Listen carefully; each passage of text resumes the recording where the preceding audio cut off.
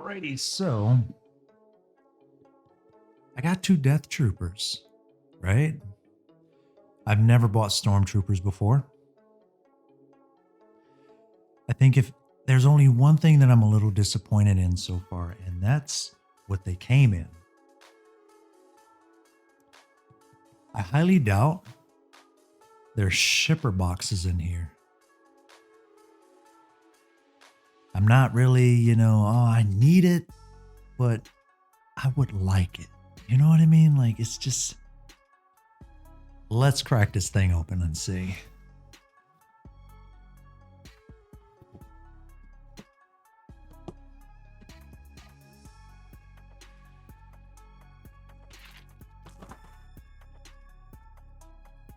I'm one to say, if I'm wrong, I'm wrong. I guess the boxes just look a little bit slimmer than I thought they would be. I greatly apologize. So there is TMS 013 box 1. There we go. TMS 13 box 2. So what we're going to do is obviously we're going to unbox 1. There's no reason to unbox 2 here. However, at the time of this recording, I'll probably already have tease images out. Let's dive into the video. Alrighty, so we're going to go ahead and crack this bad boy open. Again, kids know, unless a parent is present and they're okay with it. If you're a kid, how are you even... Anyway, let's dive into it. So let's see. We've got our protective cardboard here. Throw that in the box. Oh, man. Alrighty, look at that beauty. Ah, I cannot wait to open it. But before we crack this open, shout out to all the other reviewers out there. I just have a thing about seeing fingerprints and fingers and things of that nature rubbing up against the figure. And I think these right here, this is crucial. This is important to have, especially on something shiny and gorgeous as the Death Trooper. So let's go ahead and get into it. I went ahead and purchased a turntable here to up that quality. I guess we should have to go the other way. I'm new to this whole unboxing thing, so forgive me. And there we have it in all its glory. We've got the cigar wrap on the outside of it. And for those of you that don't know, this is from The Mandalorian. This is not the Rogue One Specialist Death Trooper. I wish I were around for that one, and I wasn't. But I also don't think I'm going to drop $900 to $1,200 for it. So this is good enough. I've got 2. It's meant to kind of be a duo set for my Moff Gideon or for Vader, who's coming next week. I was kind of trying to wing it that way. We're going to go ahead and make sure this wrapping is in tip-top shape as we put it in the shipper. And let's go ahead and crack open that box. Alrighty, so let's see. Take it on out of the plastic. Look at that. We have the engraved Star Wars logo there. The cigar wrapping is not going to go all the way around the box. It's going to go around the front and inside of the card here, for those of you that might not be familiar with that. At the top, we also have that nice shimmer to it. It's not engraved like it is on the front, so keep that in mind. I cannot wait to open this thing. So let's go ahead and jump right into it. Alrighty, so let's start the unboxing here. Again, as you can see, this super cool front part of the box. And there we go. Now again, notice that the cigar wrapping isn't going to go all the way around the front in the inner portion of the box, just the front. Looks really, really nice. Let's put that on over to the side. And this fantastic art card. Oh, shout out to the photographer. This must have been a doozy, making sure there wasn't anything on the helmets or none of the shinier parts of the card. Impeccable work. Great photoshopping skills with the flaring and everything. Awesome, awesome, awesome. Now, initial thoughts just looking at the box here. I like how everything is packaged. Everything looks great. Everything is placed well. I love how we don't have to necessarily fight to get anything out for the most part.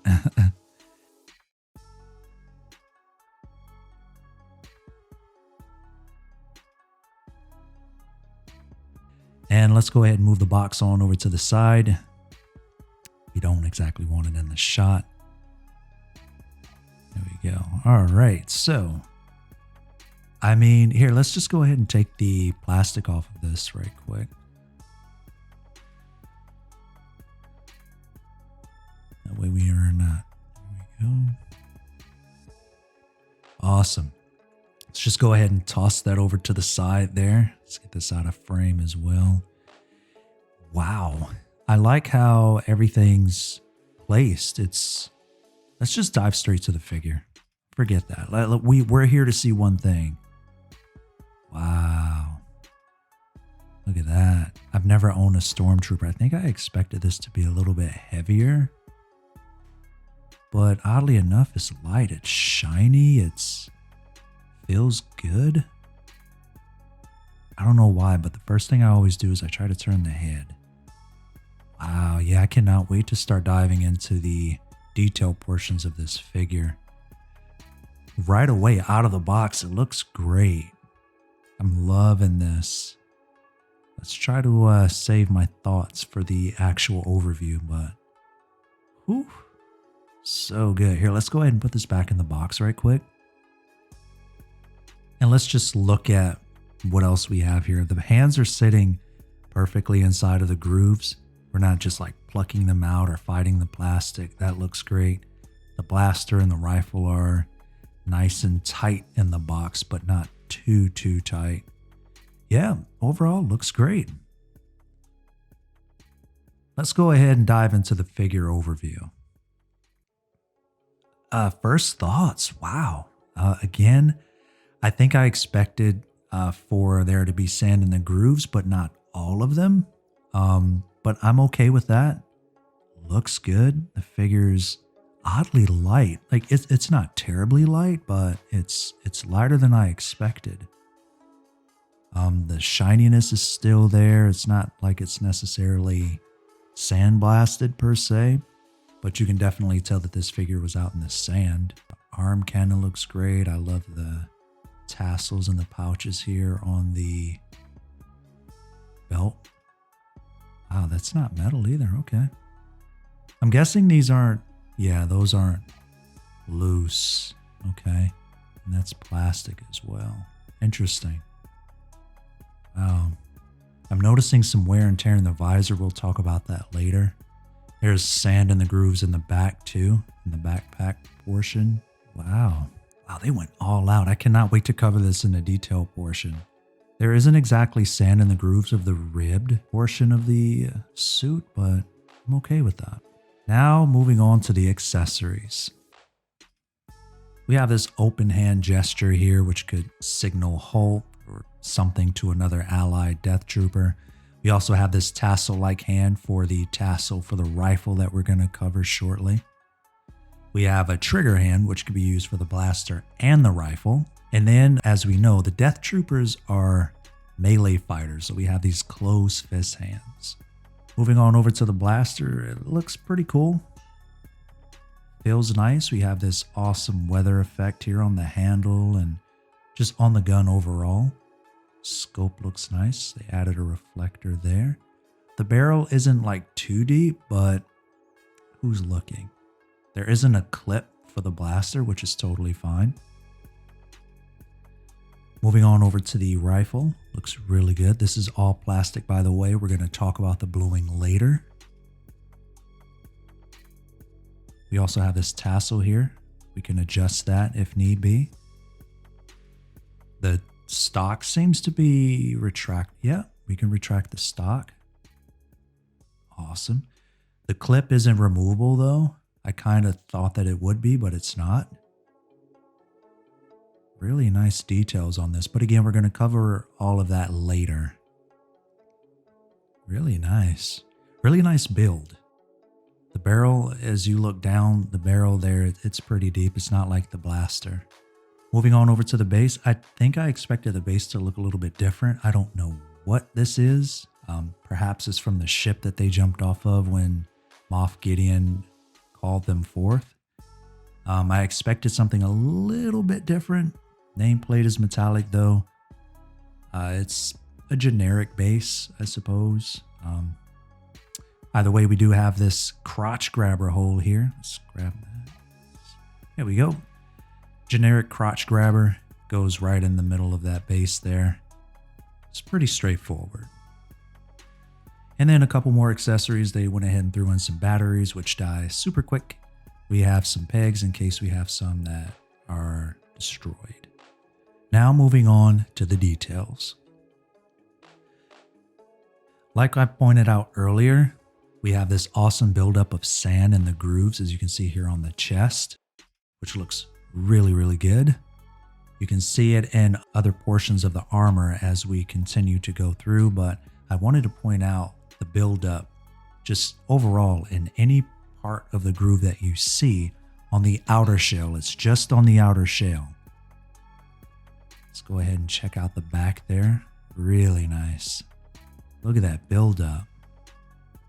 It's actually like, you have to be very meticulous with this. It's incredible work. It looks so realistic. And then again, you know, we have the buildup there, a closer look for all of you that are looking for that. We also have this really, really nice weathered effect on the helmet, which to me signifies that it was possibly hot sand being blown across the face of the helmet here. It's also on the bottom portion of it. However, if you notice how the light shine over it, it still retains some of its shininess, but it's also showing that it's worn. Now, again, if we look in the inner thigh of the armor, we also have sand there. We have these really cool pouches here. They're not leather. These are sculpted, so you don't have anything to worry about there. And then we have 3 different layers of armor here. We have the outer armor, the ribbed armor, and a polyester-like blend to the final layer. We also have some really cool boots here. As you can see, the sand underneath. We have some sand in the grooves of the boots here. The bluing here on the rifle, this again is plastic, it's not metal. Incredible work to make that look like metal. Close up on the tassel, I'm a little shocked that it's not metal, but I'm not too upset about it. We also have the arm cannon. Again, that's not metal either, but it looks it. Really, really nice. I actually don't know what these are used for, but they look cool. And then again, we have the retractable stock here, but this shot is meant to point out the details in the rifle itself. As you can see, we have the wiring from the box there, which look really cool, and some weathering near the stock. Now let's move on over to the face sculpt. I feel like the helmet, again, I've never purchased a Stormtrooper before. The helmet is pretty straightforward. I don't really have anything to point out, perhaps because I'm new to this, but it's picking up the sand in the grooves for me, and I love the worn look on the helmet itself and the sensor. I think that looks really awesome. The scarring at the base of the helmet looks really, really nice. We also have a battery compartment here on top of the helmet, which is magnetic, as you can see here. There are 2. And then all you have to do is put your batteries in and clamp it back on top. Alrighty, so now a couple closing statements as I share a couple poses with you all. I do like the figure, don't get me wrong. I don't regret the purchase at all. I think they look really, really cool. I just don't think that they necessarily mesh with anything that I have right now outside of Durasteel Mando, which I don't want to pose them with. So I'll definitely be picking up either an Incinerator Trooper or Moff Gideon, maybe both, we'll see. Do I think $235 is reasonable? I think I probably would have said maybe $215. I don't think they're worth $235 just because of the base and a couple minor details I would have liked for the plastic to look a little bit either more realistic or real metal on the tassel regions on the chest. My expectations were met. I did not expect for them to be taller than Mando, although they are in the series, so I'm super stoked about that. And if I could change anything about the figures, I would definitely have changed the base, the metal parts on the front of the Death Troopers, and that's probably it. I think I would have been able to accept the sand and the grooves just to point out where they are in the film. So those are my final thoughts. Let me know what you all think about the Death Trooper. If you went ahead and picked them up, if you're kind of waiting to see, if you will, if there's a reason you haven't picked them up yet, let me know in the comments section. And again, this is my very first unboxing and review. If it was everything that you'd hope for, let me know down in the comments. Hit a thumbs up on the video for me. And if there's something else that you'd like to see, there's the comments section. All of this stuff would be very, very helpful. So feel free to share some constructive criticism with me. And if you'd like to learn more about what we do here at Boston Collectors, feel free to jump on Twitter at MA Collectors. We talk all things figures, statues, things of that nature. If you want to see some photos about what we're doing, if you want to see some close-ups and things of that nature of the videos that we're shooting, feel free to follow us over at Boston Collectors over on Instagram. And hopefully you all enjoyed this video. Thank you so much for watching, and we'll catch you on the flippity flop.